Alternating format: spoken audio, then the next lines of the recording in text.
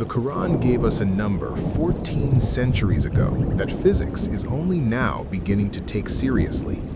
Allah says in Surah At-Talaq, ayat 12, "It is Allah who has created 7 heavens, and of the earth the like of them, a mirrored structure, 7 above, 7 below, 14 in total." And then the Quran gives us the principle that makes sense of this. Surah Ya-Sin, ayat 36, "Glory be to He who created all things in pairs, not some things, all things." So the Quran was already telling us existence itself is structured in pairs, and the dimensions of reality are no exception. 7 paired with 7, 14 in total. Now, here is where it gets remarkable. String theory, the most mathematically sophisticated framework in modern physics, proposes that the universe has 10 or 11 dimensions. Physicists largely accept that the 3 dimensions we experience daily are only a fraction of what exists. Beyond those, there are compactified dimensions, folded beyond our perception, but demanded by the mathematics. 10 or 11 dimensions. Which means physics is 3 dimensions short, and the Quran already told us the number. So the question becomes, what are the 3 dimensions that physics hasn't found yet? I want to propose a framework, not as a theological claim, not as established physics, but as a structural parallel, an invitation to think, because the Quran itself tells us to think, to ponder, to reflect on the signs in creation. So, let's think. The first missing dimension is divine will. This is not a dimension operating within creation. It is the dimension that contains all dimensions. Think of it this way. Every dimension you know, space, time, the unseen dimensions of string theory, they all exist within a boundary. They are created. They are contingent. They depend on something prior to themselves. Divine will is that prior thing. It is not above creation the way one floor is above another. It is ontologically prior. It is the dimension from which all other dimensions emerge, the container that makes all containers possible.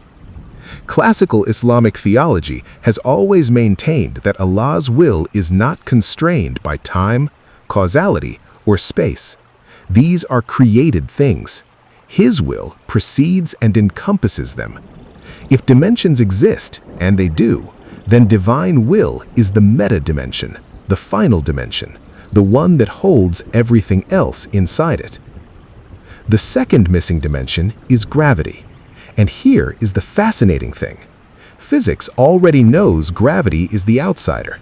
The 3 fundamental forces of nature, electromagnetism, the strong nuclear force, the weak force, they all behave singularly at the quantum level. Physicists have unified them mathematically. Gravity refuses to cooperate. Gravity operates at scales the other forces don't reach. It bends space-time itself. It operates across dimensions in a way the other forces simply don't. In string theory, gravitons, the theoretical particles carrying gravity, are the only ones that can leak between dimensions. Gravity was never just a force. It was a dimension wearing a disguise. It is the bridge between the microscopic and the cosmic, the connective tissue of the universe, the dimension that holds everything in relation to everything else. Physics has been trying to fit gravity into the existing framework for a century. Perhaps the reason it doesn't fit is because it doesn't belong inside the framework. It belongs one level above it. The third missing dimension is intention, and here is where it gets profound. The Quran does not just tell you what to believe, it tells you to think, to observe, to ponder the signs in the horizons and within yourselves. Every human being has a different thought pattern, a different trajectory through ideas, connections, meaning. What if that is not accidental? What if thought and intention are not simply products of brain chemistry, but dimensional forces in their own right? Consider what we know about Jannah. The Hadith literature describes that in paradise, whatever an inhabitant desires, it manifests instantly. There is no delay between will and reality, no friction between thought and actualization. What does that tell us? It tells us that intention is a mechanism, a force, something that operates on reality itself. In this world, there is friction between thought and manifestation. Conditions, limitations, the constraints of physical law stand between what you intend and what becomes real.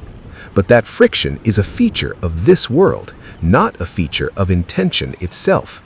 In jhana, intention operates freely, unobstructed, because the dimension of thought is no longer constrained, which means the dimension was always there. So here is the full picture. 14 dimensions, 7 pairs. Divine will as the encompassing meta-dimension, the container that makes all other dimensions possible. Gravity as the bridge dimension, operating across scales, across worlds, the connective force physics cannot fully tame. And intention, the participatory dimension, the one through which consciousness reaches into reality and shapes it. In this world, these three operate under limits. Divine will is absolute, but our perception of it is veiled. Gravity binds us. Intention meets resistance. In the next world, the veils lift. And perhaps that's the point. We were never just inhabitants of 3 dimensions pretending to understand 11.